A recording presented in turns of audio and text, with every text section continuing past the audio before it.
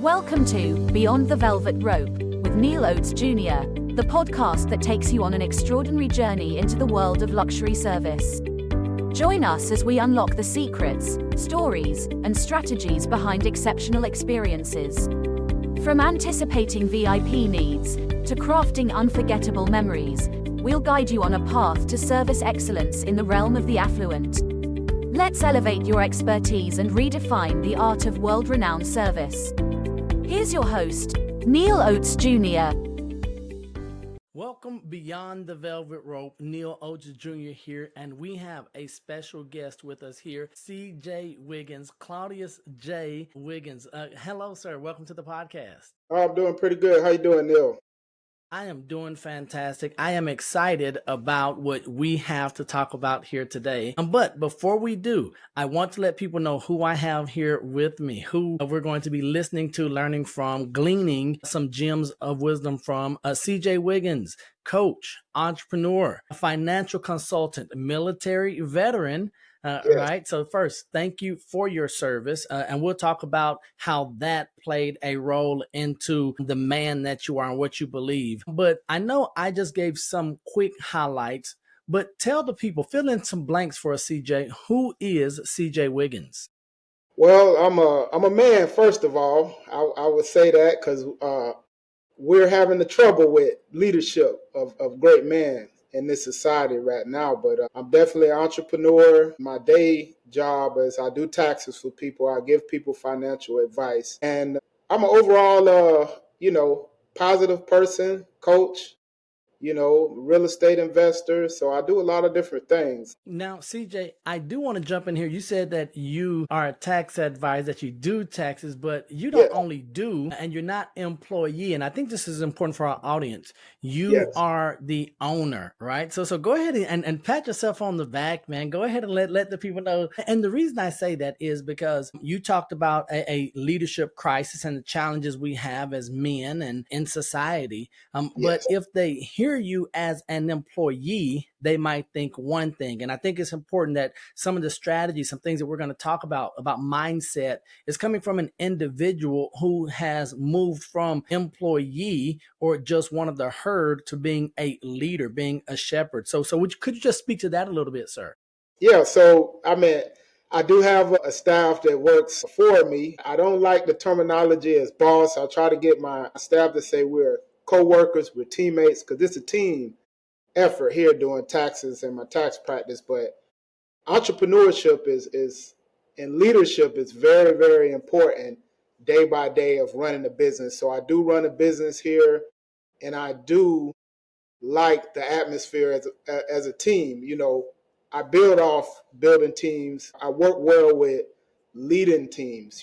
That's just me. That's what I do. Yeah. It's a great thing to say you run your own business. You have people that work for you. So it's been a long road. It's been a long road, but ever since I can remember, I was always the guy to lead, to lead the front. So to have the vision, in the Bible it says, "Hey, a man without vision shall perish." So that's something that Now hold on, CJ. You're talking about that dirty word, the Bible, a dirty word that you and I we love to use, right? The good book. Yeah. And so we are going to mix faith in here, ladies and gentlemen. And here's what I will speak for on CJ's behalf is that we believe that there are principles, foundational principles that are found in the Bible that when utilized, they are the key to success. And so we have an unfair advantage, I believe, with our papa being the creator and owner of it all, right? But CJ, you mentioned about this whole thing. You mentioned leadership. You mentioned being a team, a colleague, side by side, being in there and not wanting it for the title. But would you talk about just your military experience? And even when we talk about where you are now and how you got there in the physical location, first tell people where you're physically located, CJ. I'm in Hawaii. I'm in Oahu, Hawaii. I'm on the west side of the island, which is the real Hawaii. When you fly into Hawaii, you go to Waikiki. That's Hawaii, but that's like vacation. That's like the tourist trap. But where I'm at, I'm in here with the local Hawaiians, with the native Hawaiians that's fighting for their land over here. So I'm real engulfed. I'm the uncle They call you uncle, auntie here. That's the terminology that, the local Hawaiians use. And I'm definitely entrenched in the culture here. My business, I have, they work for me. So I'm definitely being one of the respected community leaders now. I had to realize that where my business is located at. So, yes. Okay, there's a lot to unpack there. So you're in Hawaii, you are an outsider coming in. You are Yes. a not only an outsider but a respected leader in the community. How do you get there? Now we can either talk about the physical geographic location first. Well, yeah, let's start there. How do you end up in Hawaii? Because you were not born and raised in Hawaii. If I'm not mistaken, you are from Daytona Beach, Florida. So you're a Yes. Florida boy, but Hawaii in the Aloha state. How does that happen? Yes, you know what? The military actually brought me here. My ex-wife, I'm no longer married, but my ex-wife, I came here with her. I was in Las Vegas. You know, I was running a business there in Las Vegas. I was in the boxing industry, so I'm quite familiar with, the fitness and boxing industry. But what got me here is ex-wife is in the military, and I decided to come. She was stationed in Kansas, Leavenworth. I was in Las Vegas. We just decided to try to make it work by me coming here. So I would say kind of one thing led to another. Now, when I was serving in the military, crazy story, I wanted to come here. This is the place that I wanted to come. They sent me to Norfolk, Virginia. So I ended up in Virginia, and I was always Hold on, thinking that, CJ. Norfolk, Virginia, and Hawaii. They're a little bit different, right? yes, So yes, for you're saying I want my assignment to be Hawaii, and they're like, man, we are not giving this dude what he nah, wants. nah, nah, Norfolk, here he comes. But here's what we know. So you still find yourself where you want it to be. yeah, Go ahead. yeah. God really got a way of making your life path go in the direction. It's not on your time. There's one thing I noticed. It's not on your time. It's on God's time. Anybody listening to that might be going through something. Hey, my life is not going the way I wanted to go. It's a lesson in that. It's a lesson of how I even got here in Hawaii. I don't take it back. I got great relations and still communications with my ex-wife. She's a businesswoman. I'm a businessman. Things happen, different paths. We lead different paths in life. So I knew this was my path, is to get back to what God's mission was by being a leader, educating people and coaching people. So I really do think that it's not on your time, it's on God's time. All right, so CJ, so you end up in Hawaii. Yes. So it wasn't through military the way that you thought it was, Yes. but you end up there nonetheless, okay? And so now you are a business owner, entrepreneur on the island, and Mm-hmm. you're not just someone that fits in. You find that you are a respected leader in the community. First, how do you as an outsider become uncle? Right? What is it about you that the people saw, that the culture saw? And this is not for you to brag, but maybe you have identified or maybe you've asked, said, okay, well, this is what I did. Because many of our audience, they might be in that position, not in a different country or state or different culture, but they might find themselves in an unfamiliar territory and asking, well, how do I get to a position of trust, of leadership? You know what? That's a great question, Neil. That's something I was thinking about the other day. How did I get to where I'm at, being a person that's respected in the community? And I really think that over the years, that it's just making a commitment to be better than you was yesterday. It's a commitment to know more than you knew yesterday. It's a commitment to challenge yourself, to meet new people, to see different things, to know more. So I'm an avid reader. I read a lot.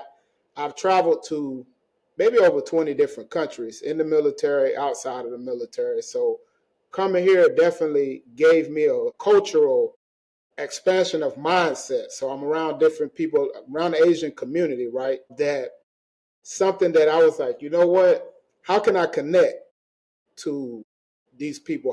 What's ways you can connect to people? And you can connect to anybody if you take steps and you take the time to learn the culture. So engulf yourself, wherever you at in life, engulf yourself in knowing the history of the land.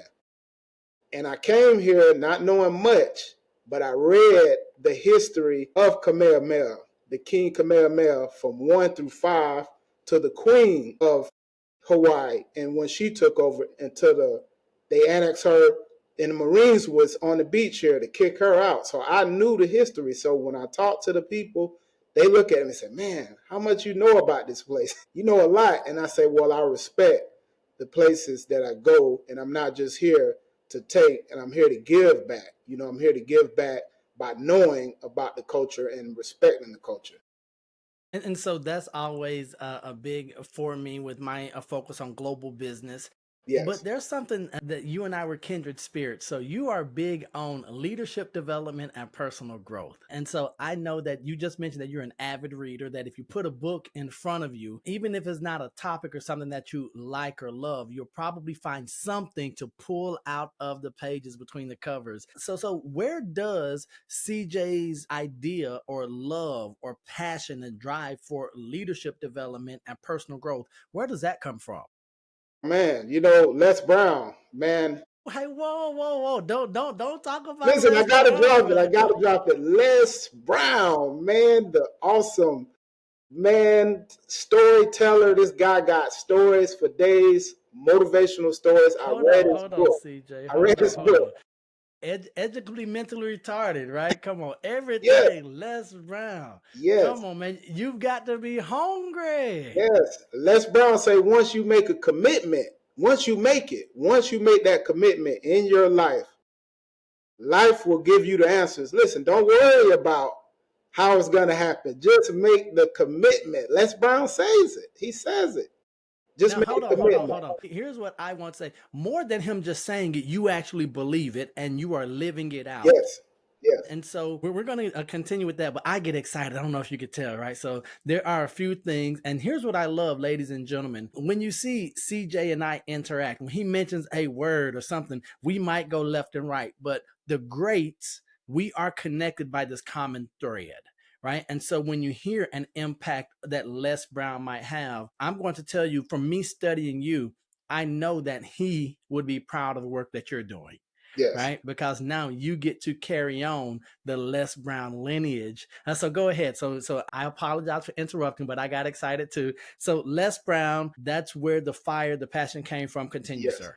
Yes. Les Brown, I read his books. I read Tony Robbins' books. Now, these are some of the things that kind of led me on the journey. The ebbs and flows of life kind of put my GPS or my compass pointing north at all times because I read these great men, these great teachers, these great leaders in our space that we're in. I read those guys and I always thought like, I'm going to be there. I don't know when it's going to be. And then I took those lessons from those authors and I went back to my upbringing in Florida. My grandmother, my grandfather being a deacon in the church. I went back to those biblical scriptures, and then those scriptures started to make more sense with what I was doing in my life, being a leader, being a man, being a teacher. I just told somebody the other day, they was like, what's some of the things that people would say about you? And I said, man, that's a great question. And I said, well, I hope whatever people say about me, what I think about myself is that I'm doing a great job. I'm doing a good job. But I would want people to say, hey, that guy, every day he was willing to tell me something that was going to help me in my daily life. And that's what I get from reading and studying the greats. It's like a little bit more I can learn, you know. Good stuff. So we talk about you being a coach and your philosophy. So first of all, I'm in love with the philosophy. And so we'll talk about that in a moment. But your philosophy emphasizes transformation and empowerment. I would like to start with transformation. So why is transformation such a big part of what you believe in and what you try to instill in your coaching clients? Man, transformation is, wow. That's a great question. I think that, you know, your, uh, your life is like, it's a journey. A lot of people say, you have points in your life. Like your life is based on decisions, Mm-hmm. and decisions that you make in your life determines what's going to happen, like how your life is going to go. So just like I said earlier about making a commitment, making a decision. So it's decisions in your life that dictate transformation in your life. And the Bible speaks about be not conformed of this world. But be Don't ye follow transformed, yeah. other people. It talks about that in biblical scripture. So one other thing that you have to notice is that the hardest thing we do each day is making a decision. Oh, some of the greatest entrepreneurs in the space of business keep it simple. Keep it simple. As far as when they wake up, what they do in the morning. It's a routine that you gather. It's some of the things I learned in the military. Some of the things I learned outside of the military is once you make up, what's the decision you're gonna make? Keep it simple. Because throughout the day, we make thousands of decisions. If we simplify our decisions each day, those big decisions get a little bit easier. Because if you worried Mm-hmm. about what clothes you finna put on, I got on a white t-shirt and blue jeans now. I don't know how many white t-shirts and blue jeans I wear. I may wear this same outfit for 5 days straight, but I got 3 different shirts. I got 3 or 4 different pair of jeans and sneakers. But I wear makeup, and the first decision I start for the day is I don't need to think about what I'm wearing. I got a blazer coat, white t-shirt, blue jeans. I don't need to think about that. Then I say, hey, what's the next step? Get up, read. I got everything lined in the beginning of the day because what you do in the beginning of the day in the morning kind of sets the tone for the rest of your day. All right, so I want to continue. So from the audience, you can already hear that CJ and I, we share beliefs when it comes to faith, but you have taken it a step further, right? So you have a faith-based psychology of money blueprint, right? So you just really believe that this thing called the Bible, the good book, the scriptural and biblical principles, it leads to this blueprint, or you've created this blueprint. Why do you now, is this going back to the grandparents? What led you to saying, wait, there is a faith-based principle aside to the psychology of money? Would you share that with us?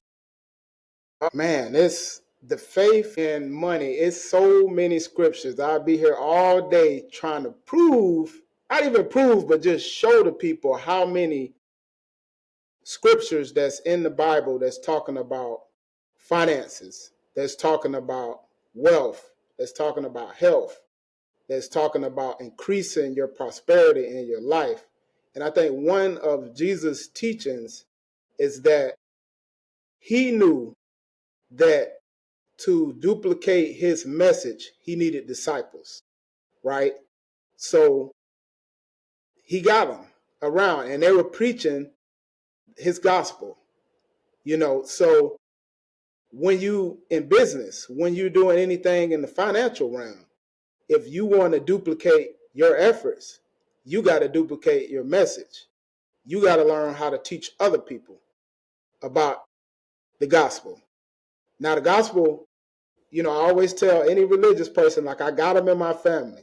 I'm a Christian man, but I always say, people, well, CJ, you always talking about money. Where does that say that? Where is these scriptures in the Bible say that about money? And I say, listen, Peter came to Jesus and told Jesus, like, listen, we owe taxes. We owe Caesar taxes, Jesus. Where are we going to find this money at? Jesus say, listen, this is the plan, Peter. Don't worry. Go out into that lake. Go out into the ocean. Cast that hook out. And when you catch that fish, you're going to open up that fish mouth and find the coin. Now, that message in the Bible is so deep and so profound because it can mean one or two ways. It's 3 ways you can interpret that. Because get it, the money that we're seeking is in the idea, right? The ocean is unlimited. You can catch anything out there. The fish is the actual idea. Once you hook that idea, you got to go inside that idea, go into that idea and get the money up out of it. So metaphorically and metaphysically, which I study about the Bible, It's all self-truth. It's all metaphysical truth. It's all esoteric truth and esoteric truth. So you can get that knowledge about building wealth, about having faith in self, the same faith that Peter had to have to go out on that water and believe and have faith of what Jesus was telling him. Because if you didn't have faith, he'd be like, man, this dude Jesus, I don't know. So hold on, CJ. I My don't know. question is, if Peter doesn't have faith, do you even think he goes out there and fishes? No, no, no. But Peter was one of those rocks. Peter mean rocks. Peter mean rock of faith. Like your name can't be Peter and you don't have faith. So Peter had to have faith to go out there. Hold on. So all of my Peters, my Pedros who are listening to this episode, man, you heard it from CJ, not from Neal. You all, hey, get your faith up. Get your And so faith. I want to go a little bit further. And I know you and I, we grew up in the church. We grew up Yes, around sir. family that believed and that prayed for us when we were too dumb and silly and ignorant to pray for ourselves. But I want to ask you, from the business world, why is it that many of our believers are so reluctant to apply biblical and scriptural truth to their business practice when we're going to say secular brothers and sisters, they don't care where the truth comes from. They don't care where the principle comes from. They're saying, hey, it shows that this works. Now, is packaged as how to 7X or the success secrets, but they're all biblical truths, right? They're going to be Proverbs. They're going to come from the book of Ecclesiastes or something like that. But why do you think that so many believers have a hard time believing that the word still applies to them and their professional practices? You know what? It's a great separation, like I was saying earlier, with how to apply scripture to your life. Like, because we grew up in the church and we grew up looking up to the pastor. So it's our interpretation of poor righteous teacher, like a pastor having a congregation and the pastor saying, hey, this is how I'm interpreting the Bible, and I'm telling my congregation how to accept the word. It's for you to go in. Like they say, the church is really not a building. The church is within. So the believers, non-believers out there that's not using biblical principles inside their business, they have to separate what they learned in the past.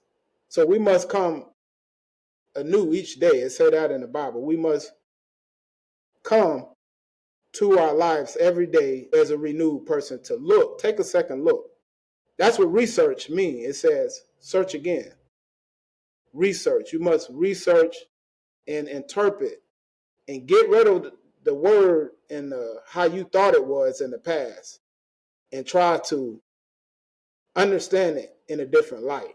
So it's a separation that we have to get to say, man, what I was taught back then, it's not that, it's this now. I can utilize these scriptures and I'm looking at it as a new. So I always say, go to get Bible contemporaries, go listen to people on YouTube, and you will see how the words will be manifested for and in your life to prosper your life. So a lot of, and I do get a lot of people out there that say, like, CJ, well, how does this relate to this part in the Bible? I was like, it's there.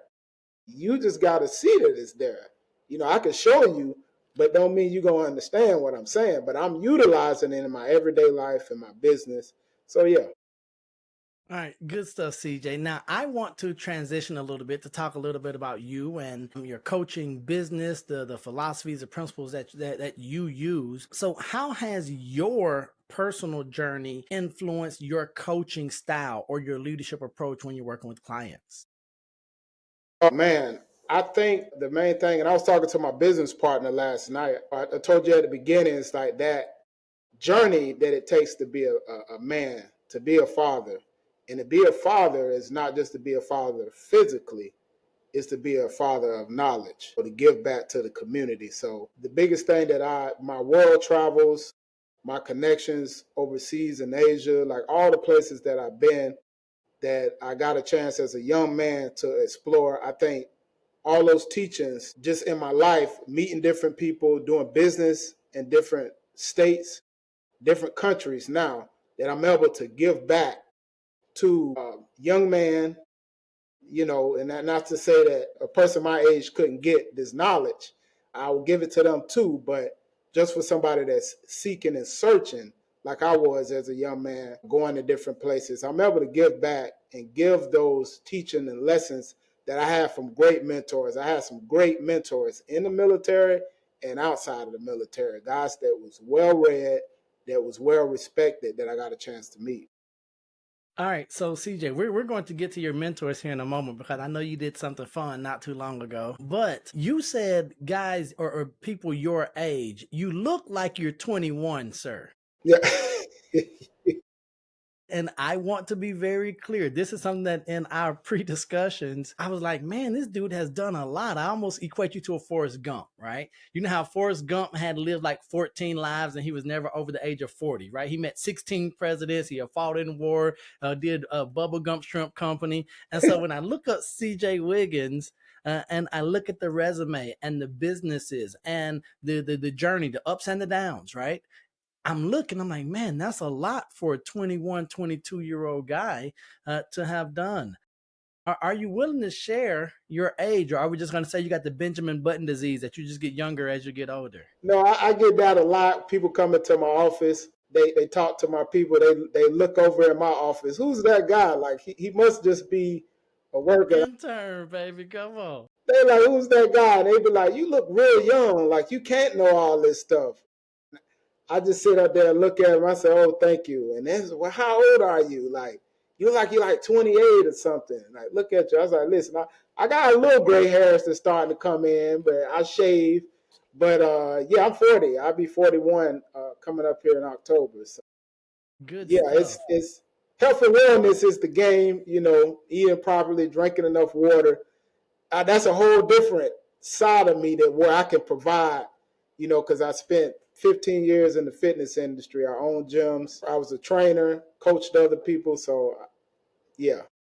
See, CJ Forrest Gump Wiggins. See, I told you, right? He just mentioned that he did something for 15 years. You're like, man, how are you old enough to do anything for 15 years? 10 years. So you've mentioned leadership. You've mentioned reading. You talk about being well-traveled. And so when we put all this together, we start to understand who CJ Wiggins is and how he thinks and where the philosophy comes from the grandparents and having a biblical and scriptural foundation. But you value mentorship and guidance more than anyone else I believe I've ever met. So whether it's mentorship through audio programs or reading books or meeting people and going under their wings, you were just on the Asian continent not too long ago, and it was not just for vacation purposes. Yeah. You were there because you have a mentor. And I think it's beautiful, and I want our audience to understand this, is that you traveled just to sit up under. You physically went to a geographic location. Yes. You invested to spend some face-to-face time with someone who means a lot to you. Could you first tell us why you felt it was so important for you to not Zoom, not do anything virtual, but to sit underneath and to get face-to-face with one of your mentors? Yeah, well, Neil, mentorship, and it's so important. All successful people have mentors. Say that one more time, man. All Come on, brother. successful people have mentors. I don't care if it's one mentor, two. I got 3 mentors. Now, who we're talking about in Malaysia that I went to visit was an 8-figure entrepreneur that I respect highly. I actually met him in Las Vegas, and the guy, you wouldn't know this guy is loaded with cash. You wouldn't know it. You wouldn't know it. He had me fooled for like 2 years. But hey, CJ, that's that sneaky affluence, right? Hey, just down to earth, personable, and man, he is killing it, brother. Yeah, what I started to find out over the years, I've been knowing him now since 2012 or 13. And I didn't know that this guy had all this stuff, and who he was. He just never shared it because he was so humble. And I was like, man, I got to stick close to this guy. And more as I started opening up to him, I found out he's a real estate guy. He started telling me about trust, estate planning, businesses that he had all around the world. Like, he opened up my mind to being an entrepreneur seriously, like in different countries. Mm-hmm. You know, he was also a writer. He was a journalist. And that's how he got his money back in the day. And then he went into business overseas, doing business overseas, to come back to the U.S. to be successful. Because he said, if I can do it over there, I can do it here too. So he's had a lot of successful entrepreneurship journeys. And he was willing to say, hey, come on over here. You know, he's in his 60s. He's getting up there now. And he's like, hey, I want to give back. I want to talk to you. And hopefully I can give you something that can help you on your journey, because I see where you're going. I see the type of influence that you have on where you're at in Hawaii. Because he used to live here. He had a business. He had 2 businesses here in Hawaii that made a lot of money. And he sold him and his business partner. So he's been all over. And I definitely respect to have different mentors in my life, because you do need it, because that person always probably going to be already been through or already seen what you're going to come up and see in life and in business. So, CJ, here's what I want to ask you. What does it mean to you as, and I'm going to say young man, and the reason I'm going to say young man is because we have aspirations. We're taking care of our mind, our bodies, our spirit. So we plan on being here for a long time. What does it mean as a young man to have a vote of confidence like that from your mentor, who is looking at you and says, oh, I see something special in you? What does that do to you on a daily basis? And then what does that do to you when things aren't going great? Right? When you're like, man, CJ, I can't get nothing right. Man, it don't look like we're going to make it this month, or we're not achieving at the rate that we wanted to. But knowing you have someone, a very successful someone, who is sitting here and saying, hey, I believe in you. I see it, even though you can't see it. How does that make you feel? Man, it's great, because I remember the things that he teach me and what he taught to me about is about the ebbs and flows of life. Like, hey, you're going to have things that happen in business, CJ. You're going to have business partners that flake on you. You're going to have people that might try to sue you. He's done been through it all. So it's like, when I'm talking to him, I'm talking to a person that has been to the top, but all has been to the bottom on business too, that has recreated himself in different entrepreneur ventures. And when I talk to him, he just give me that reassurance that, hey, man, listen, you're going to have people that come into your life that might not be there for too long. They're going to come for a certain reason and they're going to leave. But with his experience with businesses is really priceless.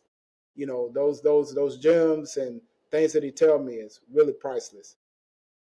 Good stuff. So I want to sort of borrow some of your knowledge and some of your menteeship that you've gotten from all of your mentors. What is the best piece of advice that you've ever received up to this point in your life? Man, that's a good one. I had one of my mentors in Chicago. He's passed on now, Dr. Delbert Blair. He was a very smart guy that I met when I was a young man, and he told me, now this guy had 2 master's degrees and a doctorate degree. This guy was super, super smart. He was somebody that at the time I was seeking. I was getting out of the military and I was really trying to find my way. I was trying to find my community or my new family exiting the military. And it took me a while, but I went under his mentorship. And I remember one day I asked him, I said, Dr. Blair, I said, what can you tell me to help me out? Like, what is this life we live in? What is it all about? And he also was a Baptist preacher. He had a congregation of over 500 members in Chicago. So he said, listen, I could tell you something. I could tell you about the great book, or I could tell you about what I think. And I said, well, I grew up in church. I mean, scripture would be good, but I want it from you. What is this all about? And he said, you know what it's about? He said, you decide what this life is about. You decide, CJ. You the person. He said, you tell me what this is about. It's for you to decide. And I said, man, I think back to that time when I had that conversation with him. And I was like, wow. It was profound, because what he said, it stick with me to this day. The most important thing he told me is like, hey, You decide what this world is. So whether you believe it or not, you decide. You make the choice. And that goes right back to every day we make choices and decisions, right? And Yes, so yes. our life really is the culmination of those decisions that we make. So I want to ask you, if someone was coming to CJ today in any aspect, in any way, and they said, hey, CJ, I'm starting this journey, I'm starting this new life, I'm starting this path of development or leadership or whatever, and they don't know what to, if someone came to you and just said, CJ, I'm at this point in my life, I don't know what to do. What are you telling them? What are you asking them? What are you sharing with them? You know what? I would say if you came to me and you just looking like, teach me, tell me something good. I would Tell say, me something good, listen, CJ, where are please. you at right now in your life? What are you doing? What's the first thing you do the first 2 hours of every day? That's what I want to know. What you want to do when that alarm or that say, hey, wake up, or that whatever your internal clock is, I want to know, where is your internal clock? What time are you waking up every day? Tell me the first thing you do the first 2 hours of every day, and then I'll tell you where you're going to be at or what's going on with you. Just based off the first 2 hours of the day.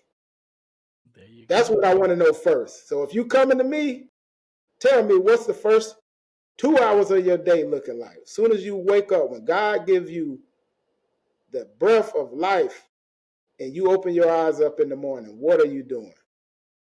Good stuff. But because we do know that's going to dictate so much of what happens after that, Yes. because those might be the only 2 hours of sanity you get in your day. And if you're squandering those, it's all downhill. Now, you've mentioned, well, we've mentioned that you were in the military. And I know some of my audience, they know that I am the son of a Navy man, the son of a sailor. So I would be remiss if I didn't ask. Okay, now that's what we wanted to know. What branch did you serve in? Go ahead and tell the audience, CJ. Hey, look, y'all see it? Come on.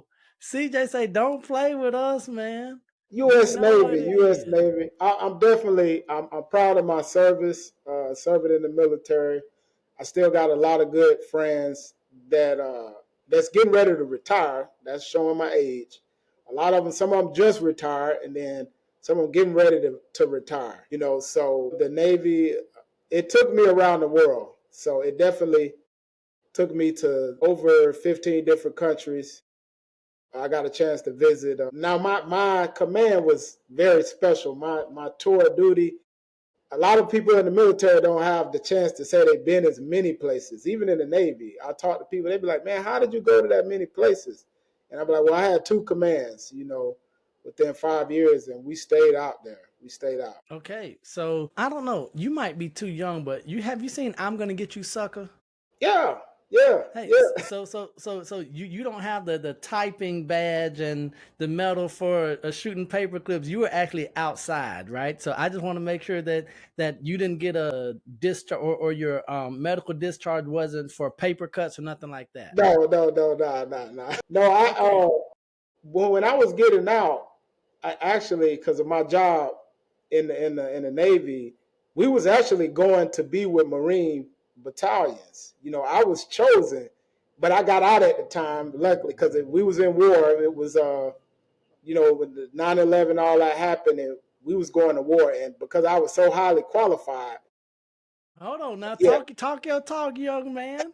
I was so highly qualified in the weapons training, 50 cal, M60. I had all this training from my smaller command. Then when I went to the carrier, we had people going from blue to green to go serve with the Marines and they was like, "Hey, you can go, man, and you can get this amount of money and all that." And I'm like, I was already interested in business. Everybody knew that about me. They was like, "Man, CJ always talking that business stuff, man. You gonna stay in the military? You ain't getting out. You ain't getting out." And I had to show them, like, "Yeah, I'm getting out." They said, "Man, you qualified in this, that, this, all these certain things. Like, why would you get out?" And it's like, well, it ain't my calling to stay in here. It was a nice So journey. let me ask you that.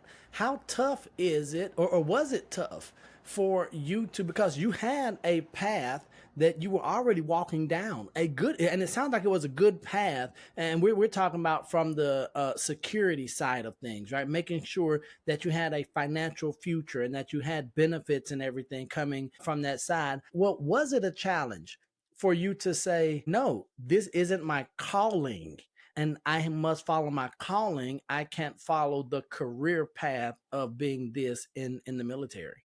Yeah, I had great leaderships. I had a gunner, an officer that was over me, was Gunner Wiggins. He was from South Carolina, country guy, and we had the same last name, right? So he was always saying nephew, nephew. Like he'd be talking to me personally. He wanted me to stay in the military.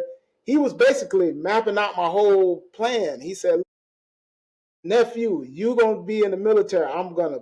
He was gonna do, he had the red carpet rolled out, and I let him down so hard when I told him, like, look, Gunner, thank you. I appreciate that you respect what I've done in the service. You see what I'm doing, but I got to go. And it let him down so much, man. I think back to that time, I was like, man, I know I had to hurt him because he was definitely trying to reel me in just by telling me, hey, listen, I'll boost you up a rank. Don't worry about it. You're going to get paid the money. I'm going to give you the duty station next where you want to go. I had everything set up, but he just didn't know how interested as I was in getting out or getting into business. He didn't know that because I didn't tell him, but it wasn't that hard. It wasn't that hard. It was hard to kind of let my superior down, my gunner down, just because we built a relationship for those 2 years. Got it. But okay, so if CJ had to do it over again, does he make the same decision? Yes, I make the same decision. Ooh, but that was a quick answer, sir. Yeah. Hey, ladies and gentlemen, CJ, he paused for a moment simply out of respect to Gunner Wiggins, but he was like, "Yeah, man, I'm making the same decision. This was the right one because this Yeah. is my calling." Yeah. So if someone is sitting here and they're at that same crossroad that you were, where there's a career path, where it might be the red carpet, the yellow brick road, but inside they know that's not their calling, what do you say to that person? You definitely have to, you got to be a person that's seeking knowledge. You got to be searching and seeking knowledge consistently because that's what I was doing. So if you're not doing that in a way it's beneficial, then yes, stay. Don't because you still can get to your goal through a consistent income and assistant job. You got to be kind of crazy to do what I did because I had it No, rolled you out. you got to be more than kind of crazy. They say we're weirdos, sir. We are the Yeah. peculiar few. Listen, when you got it rolled out, you got your duty station rolled out, your advancement rolled out, and you got somebody to go back to back against the captain and the XO about my advancement, you got to be a little crazy. But to say least, you really got to be interested in self-development. At that time, people knew that, hey, this guy is different. This guy always talking about some business venture. I was taking my military money, put it into business ventures early on, and they knew that I was seeking, reading different books, talking to people that had businesses that was in the military, but I just felt like for me that I would get to where I was going to quicker if I got up under the structure of the military. Because your first job in the military is to serve our great country, right? And I gotta say it's a great country because I've been around the world and people are not living like how we live in here. We gotta appreciate how we live and we take it for granted. I've been to some places that's very, very poor. Africa, and countries in Asia that's really poor, right? And for anybody out there, just know that hey, we're blessed. We're blessed. Good stuff. All right. I have one question and then we're going to go to some rapid fire. So, first, I want to thank you for your time. When I say, dude, this has been a breath of fresh Thank you. air. And we're going to tell people how they can follow you. And make sure that you look at the show notes wherever you're watching or listening to this episode so that you can get in contact with CJ Wiggins. If you were speaking to your 20-year-old self today, what would you tell young CJ? Oh, man, trust the process. Man, that's not sexy. Look, listen, that might be the best advice ever in the world, and we know it. Now, okay, trust the process. What do you mean by that, CJ? Because you always, as a young man, I was doubtful. I was always saying, well, self improvement, but I was still doubtful. I was like, with that seed of doubt turns into fear. It talks about this in scriptures. Ooh, come on, sir. That seed of doubt will grow into fear.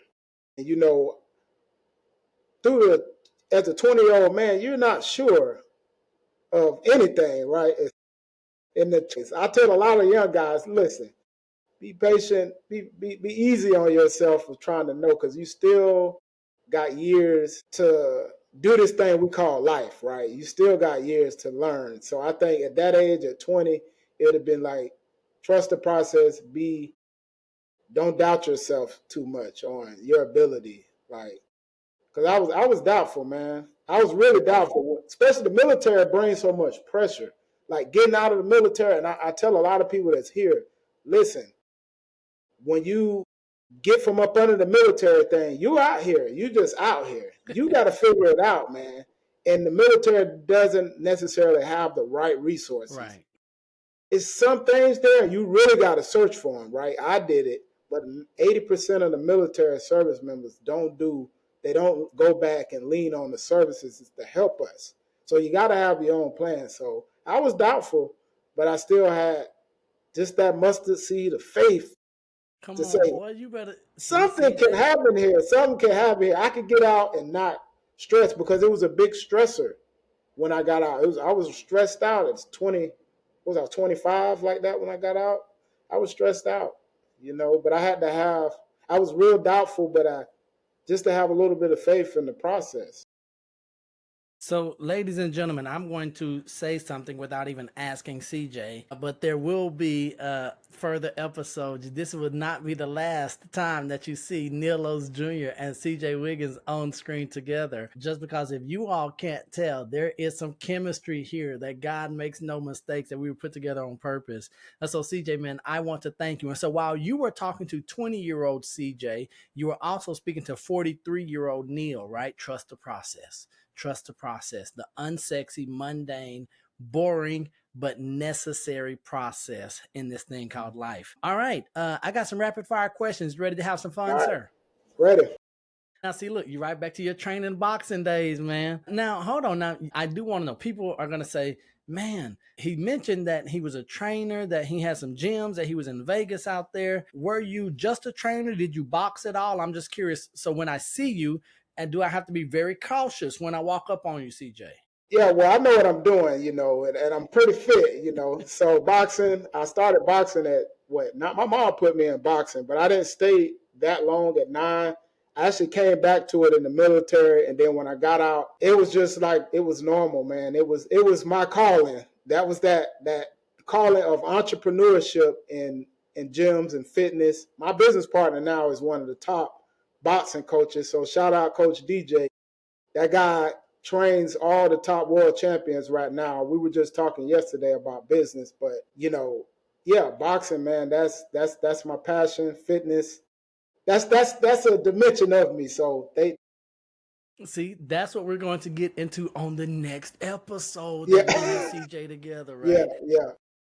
Right, he's gonna help us get our mental and our physical together, make sure that we can be here for decades so that we can mentor others when we're into our season 70s. All right, so I do want to say, now that I know that you know what you're doing with those hands, you don't have to answer any of these questions if to make you feel uncomfortable. I don't want you to come look for me at the end of this. So you ready to rock and roll, sir? Right. I got to come a long ways. I got to go to 305, right? I got to go to Miami. Hey, I mean, listen, I'm like good luggage. I will travel, right? I will meet you. I will come to you. So here's what I learned. I will pay. And this is what, because I saw you do it with your mentor, right? We will travel. We will pay for knowledge. We will pay for experience. We will pay because we don't look at it as a cost. We always look at it as an investment. You're And right. so that's exciting. And being a financial guy, I know that you're like, oh, yeah, Neal. And then we might be able to help you with some savings too, how to write some of this stuff off. All right. So I'm going to tread lightly, but here we go. All right. Favorite color? Orange. Orange. That's an odd favorite color. You know what? I have done I have done 100+ episodes, and you were the first person to ever say orange. Can I Orange, ask a why? bright. I'm from Florida, so orange was my favorite color all the time. Florida Gator fan, growing up, orange. Oh, I thought you were gonna be like from the U. No, I thought you were. no. That's down. That's from the south. That's down south. Oh my I'm more goodness. closer to Gainesville. Like I'm not too far away from Gainesville, where I grew up. All right, ladies and gentlemen, don't hold a grudge. That was a rough way to start out. We should have I just mean, stuck I'm with not the hating orange. Miami. I love Miami. I love being there. Obviously, I love the weather, the food, the culture. I love it. I can't wait to go back. Okay. All right. So orange. Favorite food. Ooh, that's a good one. I like fish, man. I'm a Florida boy, so You can't just say fish. I Give mean me any type something. of fish. If it's swimming, I mean anybody know this about me, right? I'm salmon. I'm a red snapper. What else? My If it got if it got fins, it's in trouble. I will eat it. I will eat it. I mean, I was a vegan for a lot of years, but I came back to eating fish. That was the first thing. I was on my health journey, right? I was doing that, the whole vegan thing, but I don't call it anything now. It's just eating healthy. But I love Right. fish. If you put a fish All in right. front of me, yeah. Batman or Superman? I'm a Batman, man.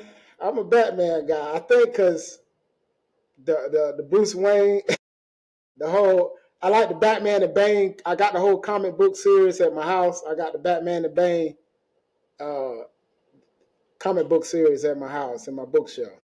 So, ladies and gentlemen, I'm not saying that CJ is Batman. I'm just saying you've never seen both of them in the same place at the same time. Just think about that, okay? Just think about that. It could be the Mickey Black Mouse or Batman, hey, the Black Batman. Mickey Mouse or Bugs Bunny? the Bugs Bunny. All right. Hey, my man, that's what I'm talking about. One talent that you don't have that you wish you did. Hmm. Because I know you've got 100 talents, and then why'd you say I have all the talents that I want? But go Probably, ahead. probably sing. You know, my sisters are singers, right? I'm the percussionist. I do the drums. You know, I could play instruments, but I can't sing really. And I Man, just look, really? yeah. You look like you could be part of like New Edition. No, You know what I'm saying? Look like you could be out there with nah, who I else could it can't. be? See, you could be with Jagged. Like your age, you could pass. You could go with Jagged Edge and all them. No, you ain't got it. Jagged Edge. Nah, I can't sing, man. I like listening to music growing up. I love music though. My cousin in LA is an artist, so I definitely like music. I like being in around music, right? But I can't sing. I would like. Oh, okay, so now because I believe in you, would you like to give us a sample so the audience can determine whether or not CJ Wiggins can sing? Woo, I can Wait, hum. no, no, no, no. That was enough right there. You heard that whoo, and you hit Yeah. like 6 notes right there. It's okay. Last thing, the one movie that you watch every single time. If you're flipping through channels and this movie is on, you're gonna stop and watch it. What is it? Oh, that's a good one. If I was flipping through, ah man, cult classic, The Last Dragon. No, you're not. You are not what. CJ, why you falling into all the stereotypes, man? Yes, Brother, Bruce brother, Leroy. Leroy, you know are you you can't warmed do up that. yet? Hey man, we gonna have our audience right here trying to get the Bruce Leroy glow. You know what I mean? Man, So when you read the Bible and it says who's the master, you don't say the Lord God. You say show enough. You know what I'm saying? Come on, C.J. Wiggins, no. man. It has been a treat, a privilege, and a pleasure, sir. Blessings, brother. I do want to ask, in closing, to our audience, to our viewers, is there anything that you want to share with them as they close out this episode today on Beyond the Velvet Rope? Yes, well, you can follow me on my social media, Claudius J on YouTube. I'm uploading videos. You know, I talk a little bit about entrepreneurship, taxes, real estate. I will be, me and my business partner, DJ, we got a website coming called The Blueprint 2, the number 2 to Prosperity, where we're going to be, me and him going to team up together. We got a mastermind group. Should be up later this week, so you can go follow us or go and book or join the group on the blueprint2prosperity.com. Like I say, social media, Claudius J, throughout social media land. So, and you can email me too If you got any questions, at CJ at Hawaii Tax Wealth Solutions with an S.com. So if you got any inquiries that you want to contact me.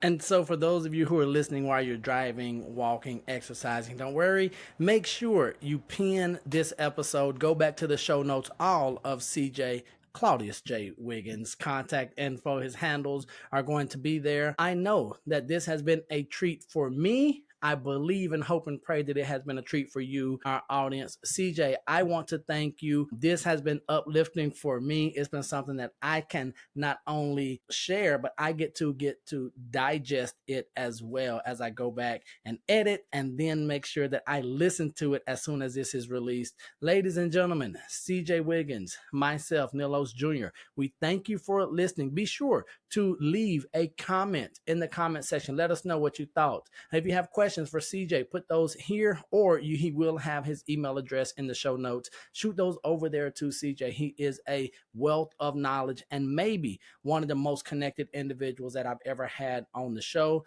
CJ, I thank you. I appreciate you. Family, we want to remind you that we love you, God loves you, and there's nothing you can do about it. And until the next time we see you or you see us, don't be average, be world renowned. Peace. Aloha. Aloha.